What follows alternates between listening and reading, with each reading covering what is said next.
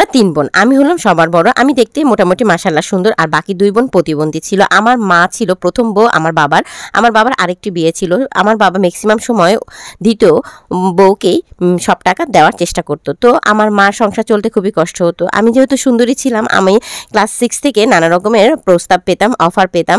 তো আমি ম্যাক্সিমাম সময় ইগনোর করতাম, কিন্তু ক্লাস 7 থেকে আমার একটা ছেলের সাথে সম্পর্ক হয়। আমার মা জানতে পেরে আমার জন্য বিয়ে ঠিক করে।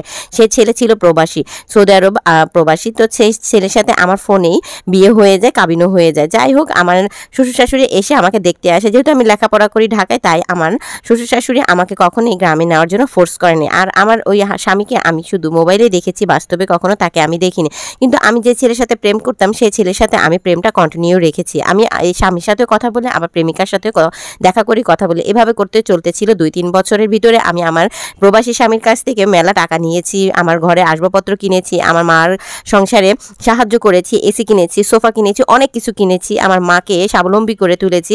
একটা সময় আমার স্বামী জানতে পারে যে আমার সাথে অন্য ছেলের সম্পর্ক আছে। সে এই ব্যাপারটা জানতে পেরে সে বাংলাদেশে চলে আসে।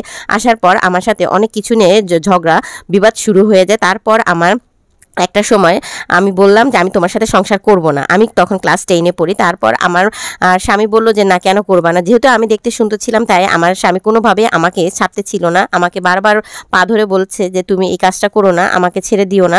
যাই হোক, তারপরও আমি অনেক রাগারাগি করে একদিন আমার স্বামীকে না বলে, আমার মা বাবাকে না বলে, আমি আমার প্রেমিক ছেলের সাথে চলে যাই পালিয়ে। তারপর আমার বাবা আবার সেখান থেকে আমাকে ধরে নিয়ে আসে। এভাবে করে 2-3 বার আমি পালিয়ে যাই, সেখান থেকে আবার আমাকে নিয়ে আসে। তারপর একটা সময় আমার শ্বশুর শাশুড়ি জানতে পেরে আমার স্বামীকে এমনভাবে কান পরামর্শ দেয়, আমার স্বামী লাস্টে আমাকে ডিভোর্স দিতে বাধ্য হয়।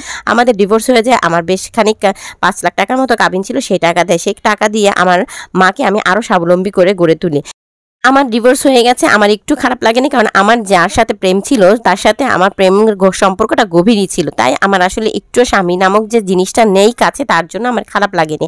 একটা সময় আমি আমার প্রেমিকাকে বললাম, এখন তাহলে তুমি আমাকে বিয়ে করো। সে আমাকে মুখের উপরে বলে দিল যে আমি ডিভোর্সি মেয়েকে বিয়ে করব না। তখন আমাদের ভিতরে একটা সময় একদমই সেপারেশন হয়ে গেল, ব্রেকআপ হয়ে গেল। তারপর আমি ম্যাট্রিক পাস করে ইন্টারে উঠলাম। সেখানেও আমার পিছনে এক ধনীর ছেলে, অনেক সুন্দর, সেও দেখতে, সে আমার পিছে লাগলো। আমিও তার প্রেমে পড়ে গেলাম। একটা সময় আমাদের ইন্টার পাস করে অনার্সে উঠবো আমরা, সেই সময় আমি তাকে বললাম যে এখন তাহলে আমাদের বিয়ে করা উচিত। যাই হোক, এই পর্যন্ত আজকে এর আরও পর্ব আমি বলবো ইনশাল্লাহ। সে পর্যন্ত সবাই ভালো থাকবেন। আমরা গিয়েছিলাম বাণিজ্য মেলায়, সেই লোকেশন হচ্ছে 300 ফিট, আর এর কালেকশনগুলো আসলে দেখেন নিউ মার্কেটের মতো। আমি এর জন্য আপনাদের সাথে আজকে শেয়ার করলাম। বাণিজ্য মেলার আসলে নতুনত্ব কিছুই নেই, তারপরও ভিডিওটা আপনাদের কাছে শেয়ার করলাম যে দেখার জন্য। আর আমার এই গল্পটা আরও পার্ট আছে, ইনশাল্লাহ নেক্সট ডেতে বলবো। সে পর্যন্ত ভালো থাকবেন। আল্লাহ হাফেজ।